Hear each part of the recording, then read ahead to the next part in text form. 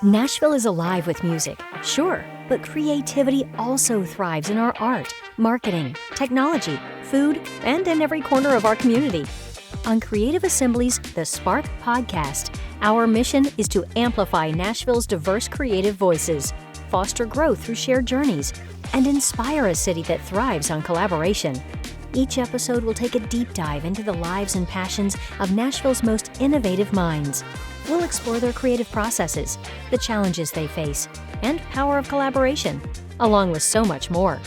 Welcome to the Spark Podcast, brought to you by Snapshot, a digital agency on a mission to serve with heart, execute with excellence, and build something bigger together. And now, here's the Spark. We're excited to have Alane Boyd on the Spark, an entrepreneur, innovator, and co-founder of Biggest Goal. From software and hospitality to digital community building, Alane's journey is about creating with intention and helping others chase their own biggest goals. This episode dives into her path, her mindset, and what it takes to build with purpose. Alane, welcome to the Spark. Let's kick it off. How do you describe what you do today across all of your ventures? I mean, the easiest core of what we do is we make work days easier.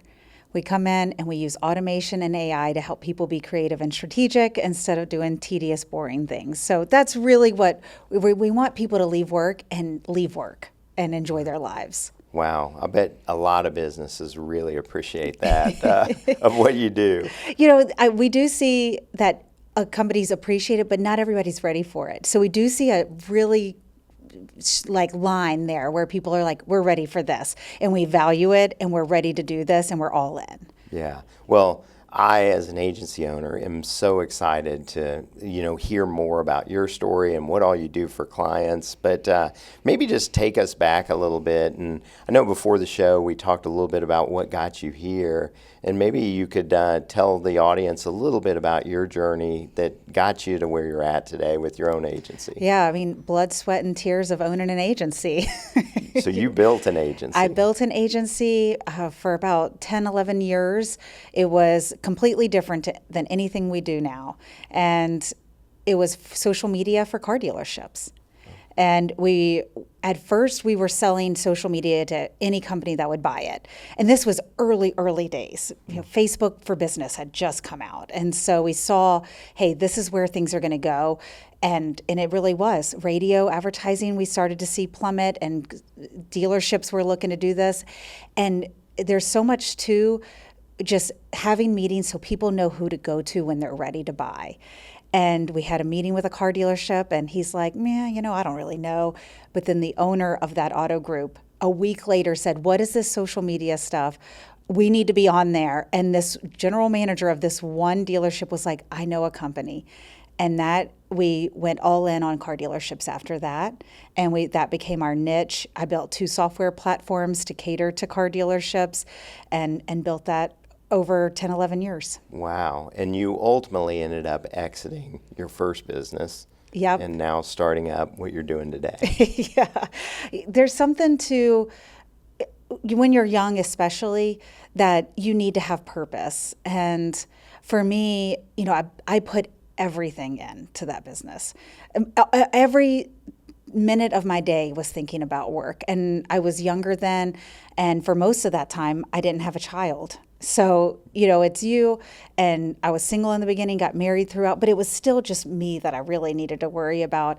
And so I could take the time to build that up, and eventually did get an offer to sell it, and worked through that, learned a ton through that experience. Yeah.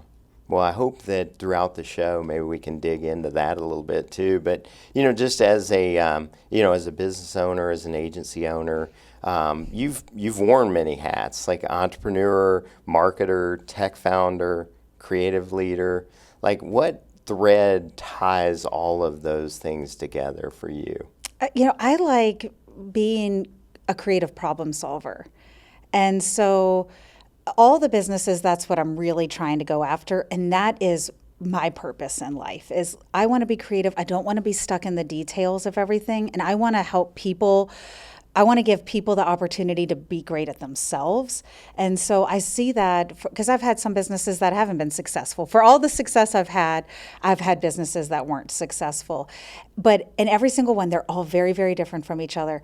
I was creating something new and giving an opportunity to people to do something that they did better than me, as long as they understood what my vision was. And that's what's fun for me. Yeah. I guess that's interesting because most people look at successful entrepreneurs, which you are, and they go, God, you've been lucky. You've never had a failure. And it sounds as though like we've all had failures or challenges in business. And maybe just talk a little bit about, what was one of those like challenging points that you had? So there's no luck in business. I really don't think. Yeah. I think there's luck in the family you're born into, because you can't control that. But everything else in business I have found is there's no luck. It is through looking for opportunity, being there, showing up, being consistent. And I laugh because I had a friend who knew me my whole life. And when I was selling my company, she's like, God, you are so lucky. And I was just like, luck? You have seen every minute of my life thrown into this, even when we were in high school together. So I always laugh at luck. I'm like, that was not luck. But yeah, with being successful, I think we have to have failure. And I think we have to look at failure as a different way. Because if we looked at a college, I love to compare this to a college student. If you take out $80,000 in loans, no one's looking at you at graduation going, man, you are in debt. You've got little work experience, but you are successful because you have a degree. But they're not looking at it that you're in debt and you have no experience, right? But in business, we look at those same learning things, and maybe we did, take out a loan or something to go into, but we look at it as a failure instead, when really that learning experience gave us a whole lot more than that college degree did. And so when I look at, there's two businesses that I started out that I learned a lot about myself in, and one of them was I was 8 months pregnant and decided to open a local maternity store while I had a 125-person agency. Oh, wow. So I was going to have a newborn, 125-person agency, and a brand new business. And about 6 months in, I was ragged. My stress was, I never had eczema my whole life, but I started to have eczema all the way up my arm, and it turned into later on into even I'd have autoimmune disease flare-ups from chronic stress. And it's from these things that, man, you got to have a wake-up call. It's okay to say, actually, this maternity store was not the right time, and I actually do not like in-person businesses. I like owning tech companies that I can work from anywhere, that I can be more flexible, that if my child gets sick, then I don't need to worry about who's going to man the store, or things like that. Like we just can be a little bit more fluid in things. And so I look at that as a huge learning opportunity for myself, because I didn't have to spend a lot of money doing that. 6 months in is not a bad time to learn you don't like something, and it was easy to pivot from. It's such a great story, and I'll bet not that you didn't have a completely full plate with a 125-person agency, but I would venture to guess that you probably put in equal amount of time in the maternity store, and it was more stressful than running the 125-person agency. Oh, absolutely. And the other thing that I learned is that I'm not good at retail. I'm not good at product placement and design.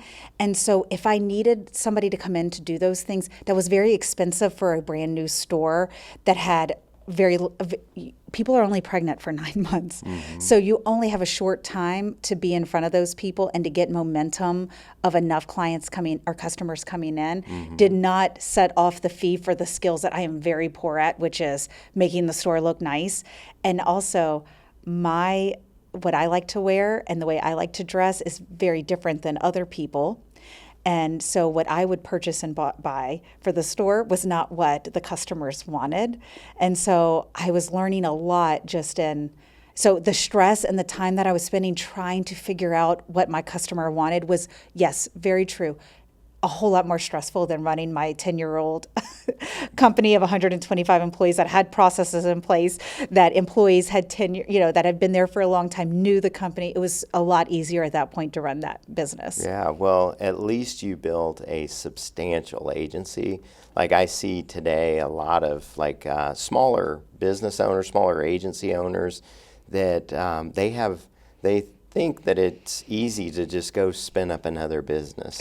And it's like, man, if you just don't have the team that could run your agency or other business, there's just no chance, very little chance of success, just because you get pulled in so many directions in your businesses. It's so many. And with agencies, a lot of times they don't have the foundation to scale in place to even remove themselves out of the process. And that can be to scale or to sell. If you want to sell your company, you need the same foundation in place that you had to scale it. If you want to sell it and be out of it. Yeah.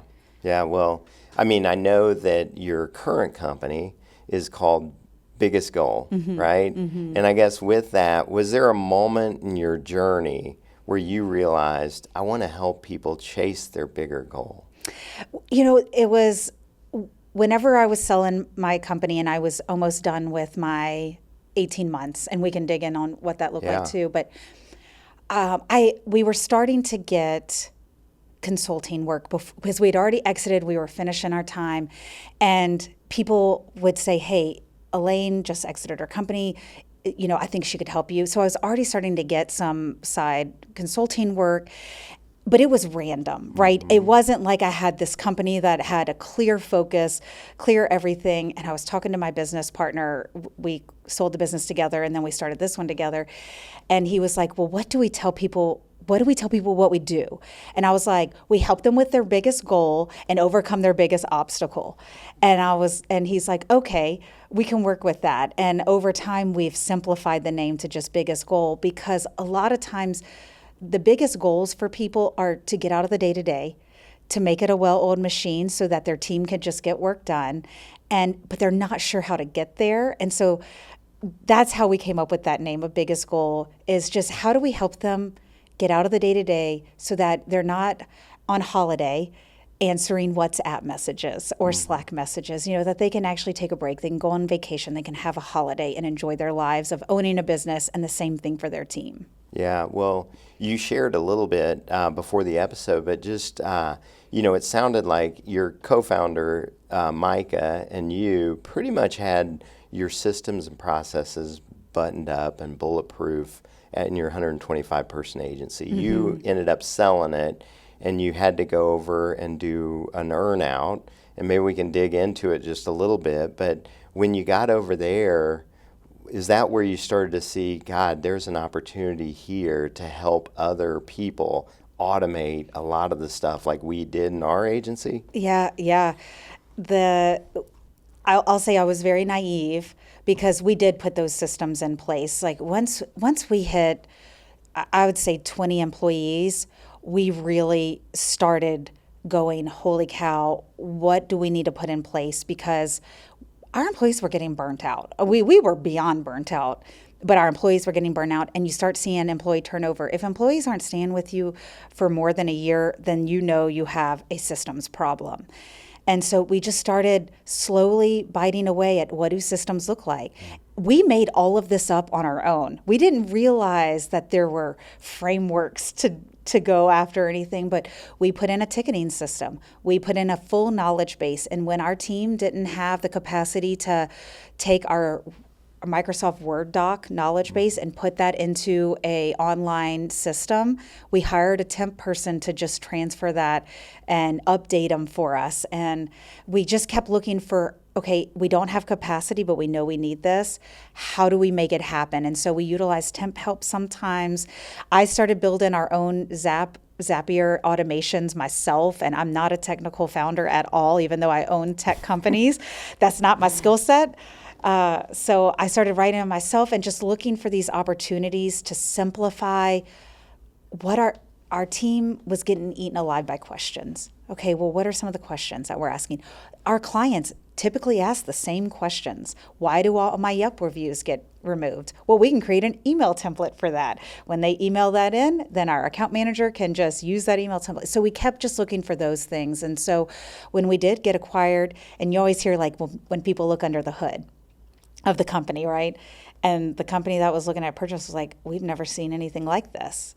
And I'm going, how are other people doing this? And I saw the chaos of what it was like when you didn't scale and you threw money and people at problems instead of systems at solving the problems. And you have the employee turnover, you have negativity, your culture starts to suffer, and you just have a lot of people that never get to leave work. Mm-hmm. Yeah. And so what was that like? When you went over there, how long did you have to work the earnout? 18 months. And it was, I think we're 60 days in, and I said, I don't know that I can do this. After 60 days? After 60 days, it was so hard. I can feel the emotions like coming up for it. And we're all people. We are all just people that want to do a good job. And when you see that the company didn't invest in those things at that scale, you see them hurting and you see the stress. I mean, even today, even if it's not my company and I'm talking to an employee and they're talking about how stressed they are, and my hair, like her hair was falling out. Like she's telling me the story and she's like, from the stress, I'm losing hair. And there's so many of these things that people are results of stress that they don't realize are from stress. And that's painful. And so it was really hard during those 18 months to be a part of something that I could leave and not get the rest of my earnout and still be okay. But there was a side of me that wanted to do positive change. And so I didn't want to give up on those people. I didn't want to give up on my team that had to go into that environment. Mm-hmm. I bet your team really was disgruntled by going over there and not having the same systems and processes. They kept asking, why did we do this? Why? And, you know, on paper, it seems like a great idea. Mm-hmm. They have skills and clients and things that we don't. We have systems and processes that they don't. So in that perfect world, it does work out great. I will say our team was kind of in a bubble because we already had everything in place and the other company was absorbing what we did. So the pressure was on the other company and those employees. But ours still suffered from the toxicity of culture. You're merging two cultures together. And that piece, a lot of people don't think about, and I didn't in the beginning. And if I ever sell this company, those are the real questions I'll be asking. What's your company culture like? How long do your employees stay there? Because if I am going to agree to stay on, which it would have to be pretty magical for me to want to stay on, I want to know those answers, and I want to know that my team is not going to be screwed over because they invested in us. Totally. If your employees are investing in you, they're spending most of their day with you because the rest of their life, they go home, they're sleeping and cooking dinner with their kids, and it's a smaller amount of time than the time that you have with them during the workday. Yeah, man. Well, I'm excited to dig into your company a little bit more, and as we started off, you know, a lot of creatives talk about purpose. How do you personally define purpose, and how has it influenced the business that you're currently building? I have thought so much about this over the last few years as I try to just improve myself, and I really want to make sure that I'm staying true to my purpose, because when I'm not, my energy level goes down and I don't have passion for what I'm doing. And I think that purpose is the number one thing that an owner especially needs to think about when you have your company. Are you living your purpose? And when I had my previous company, I did not. I did not have joy in doing social media for car dealerships. And so when I had the opportunity to sell, I was happy to sell and be done with that. And people always ask me, like, do you still have contacts in that industry? Do you still work with them? I have not spoken to a single person in that industry since the day I was done with the company. And that's because I didn't want to work. If I wanted to do that, I would have kept my company and I would have just changed the services and added new service lines or new product lines. But I was done. My purpose was not there. And I had to find what that purpose really was. And I do find a lot of joy in systems. I don't like building systems for the systems themselves. I like building systems because it gives me freedom. And it gives my employees wings to fly their best way. If they know their constraints, then they also know where they can be creative. Well, you've been a part of the software world. We've talked about the maternity store, which was a short little stay, but then also food and beverage, and now AI automations. What fuels your desire to keep creating so many spaces? You know, I had a food company for a period of time, and I would say that one developed into something I didn't want to do. And so what I started off when I sold my company, I had this idea for meat burgers that had vegetables mixed in with them, and I called it Burger Fit. And the original idea was just to write a couple of cookbooks. And I had a lot of fun writing those and publishing those. But then as I was getting the cookbook out there, people were like, we love these burgers. Can you get them sold in grocery stores so I can buy them already made? And I found my target market was moms. Again, that being in person, you have to go and have meetings with food vendors and co-packers. And I had meetings with Disney Cruise Lines to carry my burgers. Those are in person, getting food from point A to point B safely. And I realized, actually, I don't like this. I don't like what I've created. I don't want to do this anymore. My idea was just to do a cookbook. I'm going to just backtrack to that, and that is okay. And so letting go of, there's ego that plays, and I've just gotten more comfortable with saying, actually, I don't like that, and I don't want to do that anymore. And what I do love is my company Biggest Goal with automation and AI, which is where I've evolved. The biggest goal, biggest obstacle company to be is just Biggest Goal now. And we can help companies automate and use AI and just take out that tedious work. No, most people don't like doing tedious work. They want to be creative. They want to be really good at something. Yeah. I mean, AI is such the rage right now, and it's just so important in so many businesses. But I guess a lot of times when you talk to business owners or leadership teams to talk about what all you do, they don't even know where to start. Like, how can I know that AI can help my business, but how can you help, my business? Like, how do you guys go in and evaluate that and start the process and really get them to their biggest goal? Yeah. And I think I should clarify too, because a lot of people, when I say, do you use AI in your business? They're like, oh man, we use ChatGPT all the time. Great. Keep doing that. But that's not really using AI. That is using chat to help, but you're still doing that manually, right? That's not automating anything. And so when we go to work for a company, please keep doing that. But we're looking at where can AI be used as part of your process. And so every company, what they value for spending money on in automation is different. So it has to be a discovery conversation. Where do you see pain points? Where are things bottlenecking? And within 30 minutes, you typically get a good idea of where the bottlenecks are happening and where some opportunities could go in. But I'll tell you, there are ones that we do see consistently, and there's a top 5 primarily that we'll see, but not every company says the same thing. There might be one that says, if I could just understand what my team's doing all day. And there might be another one that's like, I don't care about anything internally. I only want to do stuff sales oriented, or I only want to do stuff marketing oriented. And it really is just defining, well, where's your pain point, or where do you value your pain point? Internal operations, there's really a ton of opportunity there, but I can't go in and say we're going to help do a lot of efficiency in your operations if you don't value that.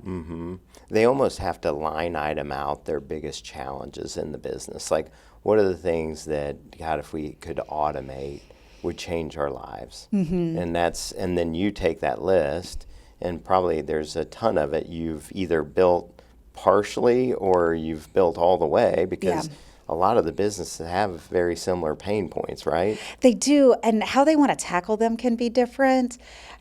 And everybody feels like it needs to be super custom. Sure. But if you didn't worry about it being so custom, then we could get you 80% of the way there and alleviate hours out of every single person's day. But the nuance, sometimes people get caught up on. And I'll also say, depending on the size of the company, the management team or the owner may not actually know. They just know there's a problem, that things are slow, that maybe their culture is starting to get a little cranky. They're seeing issues, but they actually don't know what the root challenge is. And so what we developed is a priority impact review, where it's a 2-part process that we do. One is a survey and one is one-on-one interviews, so we can start diagnosing without the founder or the manager being a part of it, because then you get the true response, and we're like, okay, we're identifying trends.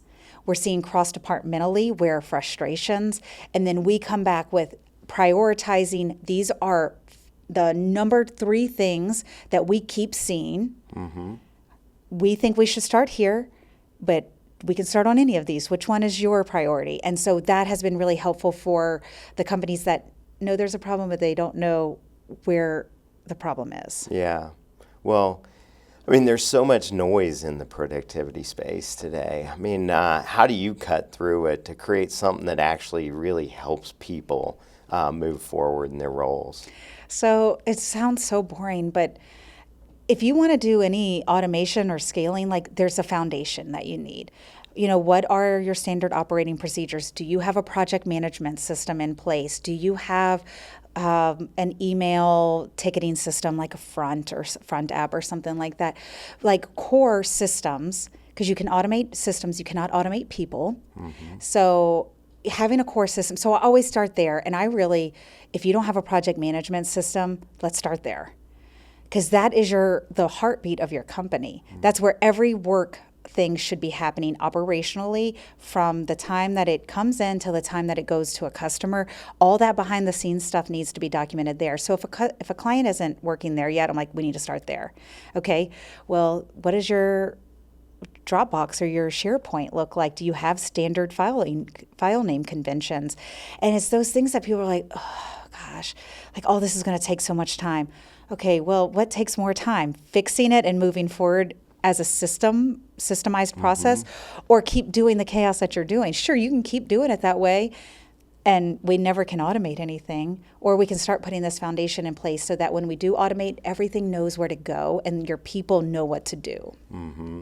And you and we met at the Build a Better Agency Summit out in Denver, not knowing that we both lived in Nashville, and you have an agency, I have an agency, so this is a fun time to get to know each other. And I know you're going to help our team out with some automations too. But at the summit, they talked about AI, like with agencies, and how our clients are looking for us to be really AI versed. And I guess, as I say that, I mean, maybe you can talk into that, but also, like, what do you see out there today that is like the hype? And then what do you see out there today that is like, realistically, like, what can we do? Yeah. So, all right, I'm going to try to remember all 3 of those things. So the first one is, I see there's 2 spectrums of AI usage. And one is we don't know what to do. We don't know where to go. We're not using it. And then other ones at least are trying. Maybe they're not using it in the context that I was sharing, but they're at least trying to use ChatGPT. Well, from the perspective of me purchasing a service from somebody, I want a company to use AI because I want them to be efficient. I want my costs to be as efficient as possible, because that comes back to me on what I'm spending. But if I'm spending money on you doing everything manually, then the cost benefits are not serving me. For instance, if you're doing client onboarding manually, then people are spending 2 hours onboarding me as a new client. I don't benefit from that time. That is time that you're spending behind the scenes on something that could be automated. And so looking at these things that if you're looking to sell a service, where are you using AI? Because it is going to benefit your client. If you get onboarded immediately and they get that welcome email, you're hitting a home run at the very beginning. And a lot of agencies are scared to use it because they feel like that might take away from the service that they provide. There still needs to be a human element. What is tedious that your team is doing that we could get them 80% of the way there on, so that they can use their creative side to get it 20% the rest of the way and a whole lot better? And then now I forgot the other 2 questions, Mark. With this, being so much talk around it, like, what is the hype? So I do see this improving, but the hype is that you can automate your entire business. And we are not there with an AI standpoint that every process in your business can be automated, or should you want to. You still want to have humans reviewing things, improving things, being a part of the process, because you can tell when something is written by AI a lot of the time. But you can still have that human element. So I don't think we should be looking at it completely automating and humans are out of it. The other one that I haven't seen a really skilled AI for is a lot of companies want it to answer phone calls. It's the receptionist or the operator, something like that, where it's taking calls and acting as a person. I haven't seen that done well yet. I think we're going to get there in a relatively short time. So I think that's a big hype, is that it can take those calls. So I think that we have a little ways to go on that one. Yeah. And I think you, and then just like what's some of the biggest value adds that you see with AI? I know you've touched on some of them, but is there just one thing that and the podcast is all around agencies and Nashville community. So as you're talking to other agency owners, you having your own, what do you think? What would be what should we all be doing today? If not, we should have been doing it yesterday. Looking at putting in automation within your project management system. So ClickUp, Asana, Monday are fantastic, and just doing automation within those tools. And then how do they integrate with other tools? So if you're using HubSpot or Pipedrive CRM and you're using PandaDoc as your proposal generator, you can automate your proposal process. And that's hours people spend on proposals. Oh, yeah. So doing some education on where things could be automated. I have a podcast called Automate Your Agency that it's just my business partner and I have together, and we just talk about automation that you can put in place. So if you need a resource to go, there's episodes on there and where to start.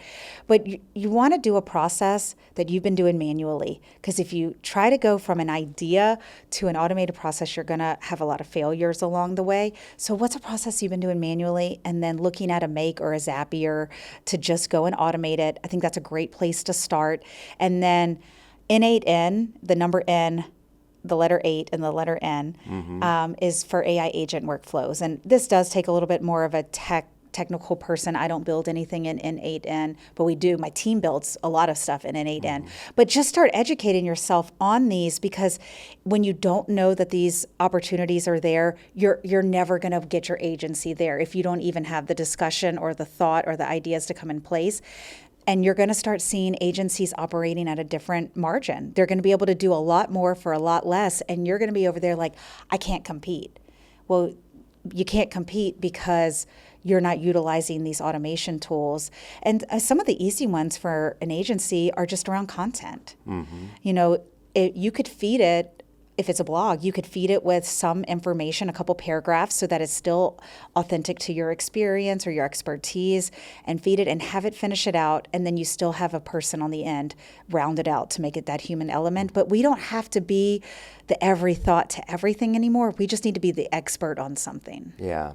And I bet as you guys go in and you work with agencies, you probably there's probably some pushback of employees or agency owners even that may go, God, this is going to take my job. Yeah. And so how do you all communicate how to overcome that? So this one is a hard one, because nobody wants to hear that their job's going to get replaced by AI. And so what I started to do is talking about it from this perspective that technology has been replacing people in our modern lifetimes. We have cell phones that we carry around. We no longer have a phone operator connecting us to the person we want to talk to. Technology replaced that position. If we look at maybe not people, but we don't have people carrying, having an ox go and do farm work. We have a tractor, we've been having technology replace things during our lifetime. We're not using fax machines. We use email. So we need to think of it as it's not replacing us as long as we're keeping up with the changes. And so if you think your value is what AI can do, then your value needs to be improved. You need to educate yourself on how to use tools to do what you do better. If you're a great content writer and you're really good at that, how can you use AI to make you an even better one? Instead of writing a blog a week, which is what we used to do, we can now write 5 a day. How can you make you better? Yeah. And that's, I think, the questions that we need to be asking ourselves is how can it make you do you better? I do think, like, as an agency owner, it's important to also communicate to your team. And what I've constantly told our team is that we have to learn this. We have to become experts in it. It could make you superhuman. The goal is not to replace anybody. In fact, I don't think any of our clients would want our team to go away. They don't want that to happen. What they want is the continual relationship that they have with the people working in the agency, but it can make our team superhuman, where maybe we do twice as much business and our team works 75% of what they're working today, and everybody is like super happy. You know, that's where I hope that AI can take us, and that I hope, like, other agency owners communicate to their teams with AI, because I do see resistance, not necessarily. I mean, there's, you know, we've approached it very trepidatiously, you know, just in that. But I think there's always going to be a little bit of pushback. I've seen it in other agencies too, of, like, you know, especially like sometimes on the copy team, because of your example of pumping out, you know, 5 blogs a day. But it's like, boy, it's just a lot more content that is actually higher quality sometimes. And because it gives them time to actually think strategically and not just, I've got to just churn out the next one. Yeah. You know, one of the things that I do see, and I like that you're approaching it with also an education piece on, you know, how to use it. And I do see in agencies where they tell their employees that they can't use AI, they don't have access to the tools, they won't pay for the tools. And maybe the employees really do want to start using it, but then what you're missing out on is the employees are still doing it behind your back, but they're not trained on how to use it. They're putting client data in there that they shouldn't be doing, or contact information or financial information. You know, it might not be on a client-facing team, it could be on an internal thing. And then you have 10 people doing it 10 different ways and having inconsistent outputs. Because if you're not educating and you're not saying this is the company way of doing things, any system works that way. Yeah. You know, it's not just with AI. If you don't have training in place, you're going to get 10 different results by each person that does it, and they may feel different the next day, and they may do it differently than what they did it the previous day. So having training, and if a founder is looking at going, hey, I'm not an expert on this, I want my team to use it, then have an outside person come in and do training and have these discussions. Because if the founder is just going, hey, we need to use this, that great, step number 1. But step number 2 is giving the tools and the education to the team so that they know how to use it correctly. Yeah.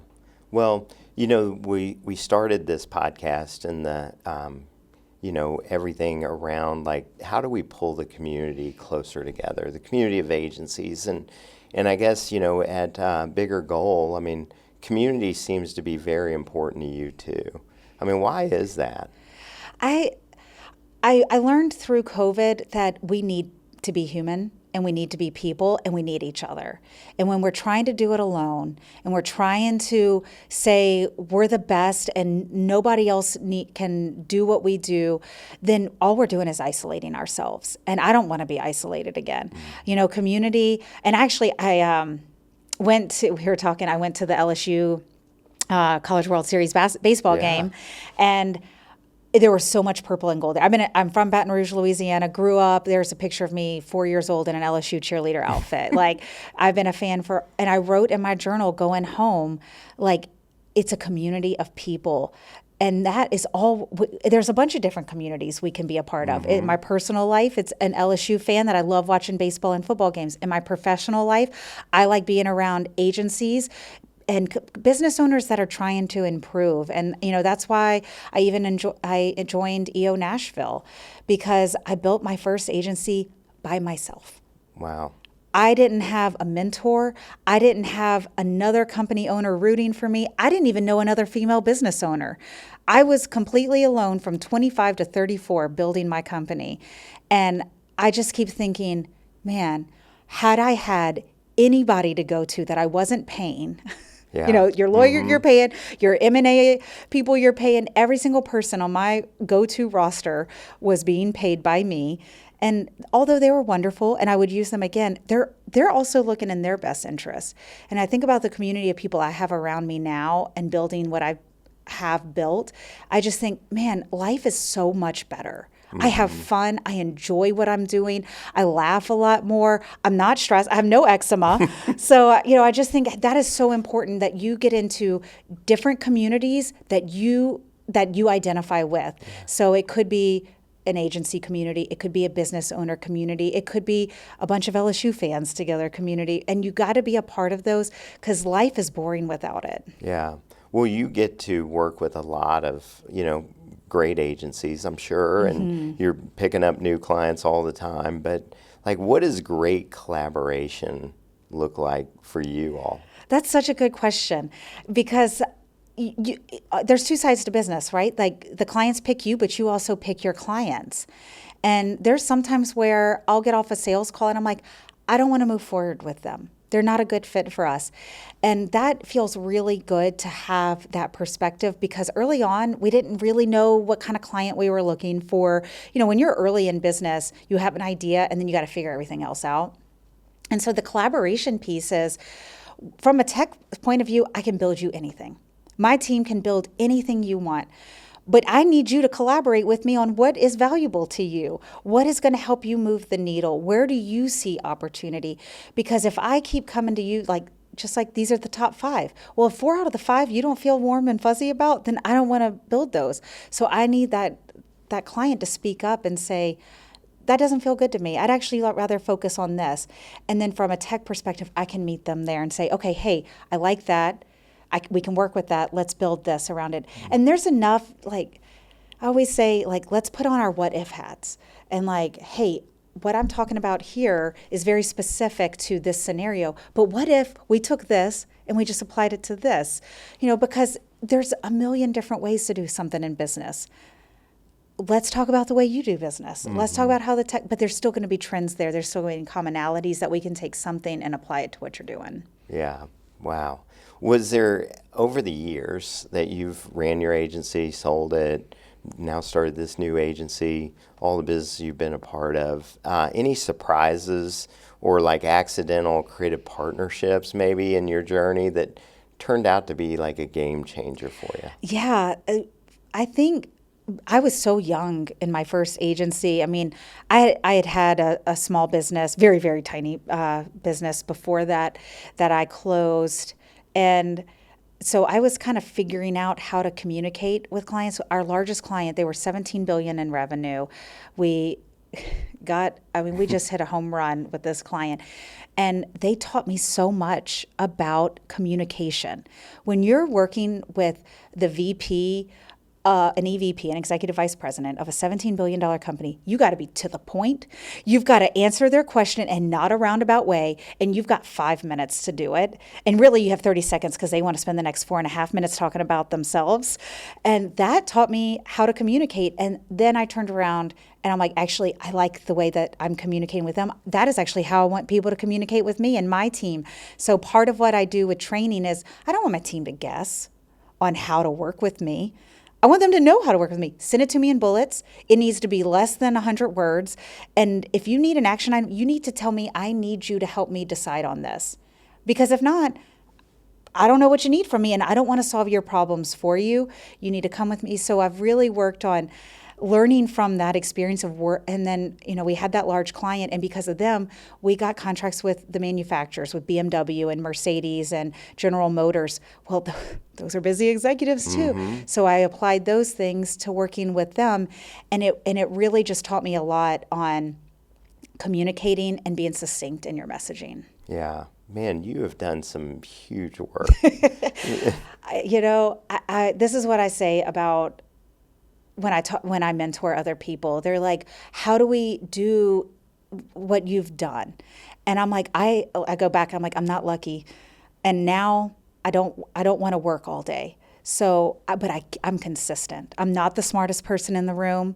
I'm not going to be your tech developer on things, but I'm going to be consistent and I'm going to show up and I'm going to keep doing it. And that's how you get opportunity, because people know who to call from somebody that has been there every time they turn around. And it's just a game that you have to play.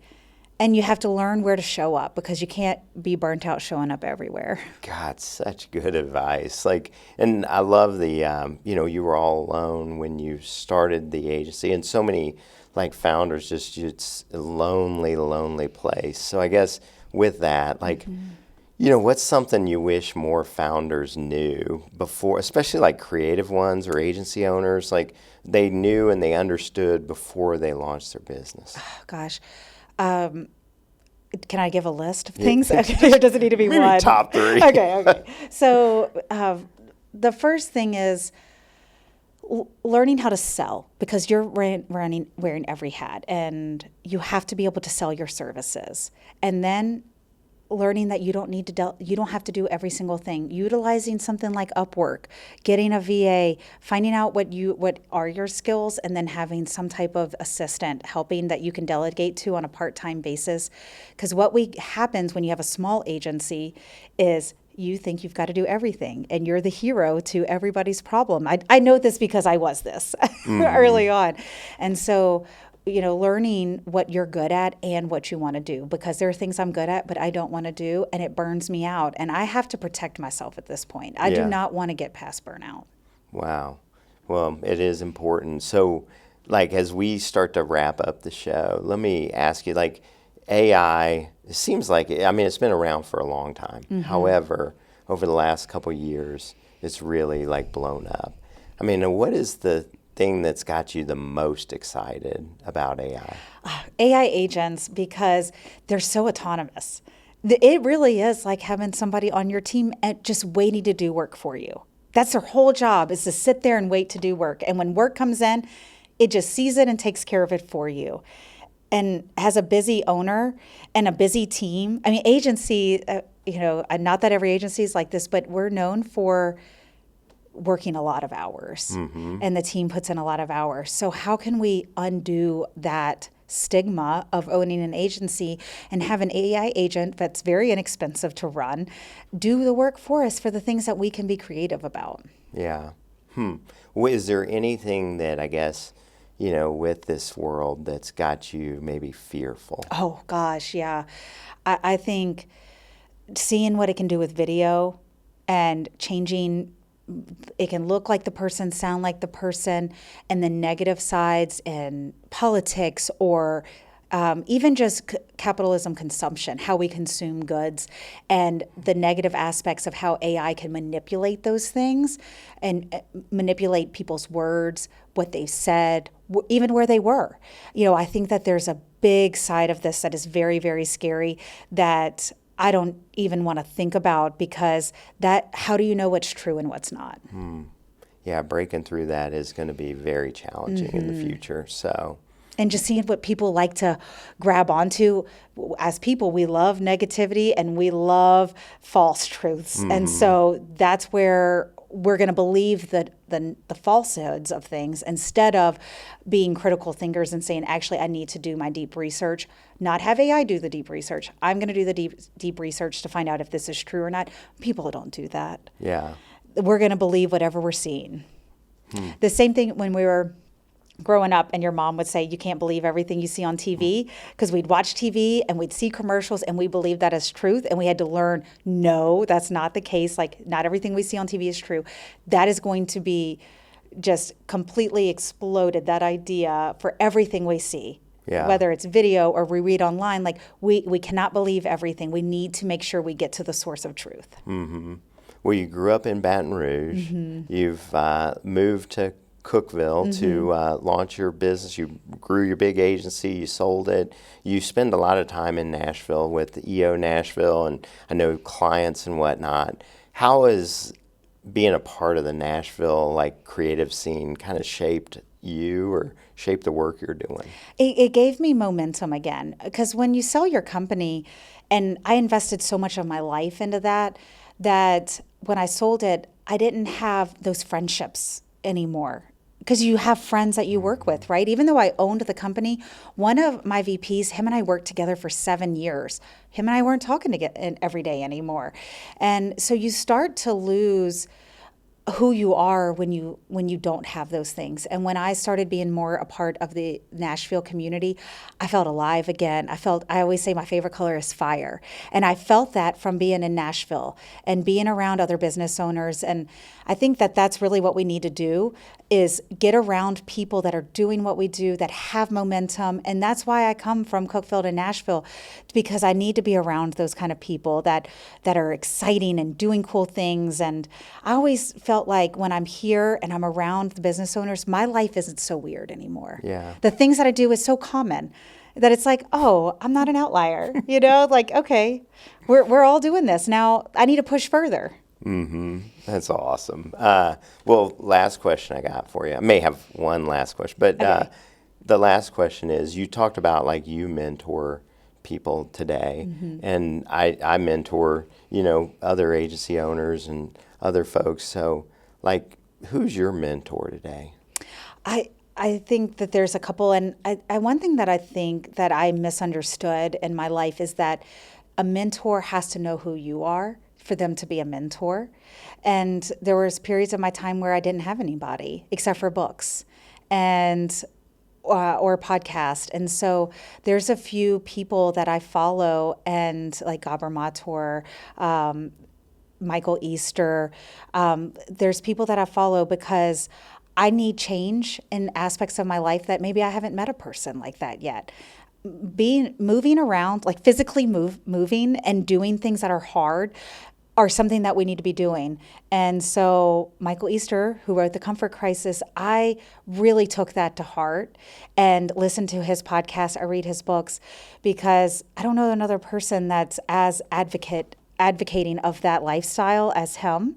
And so I look to people like that, and I don't need help working more. I need help not working more, so that I have a healthy lifestyle. And so, and then Gabor, he does a lot with the human psychology, and I've got a young son, and I really want him to be a confident person that isn't addicted to work or screens. We've got this epidemic happening with screens, especially in young children.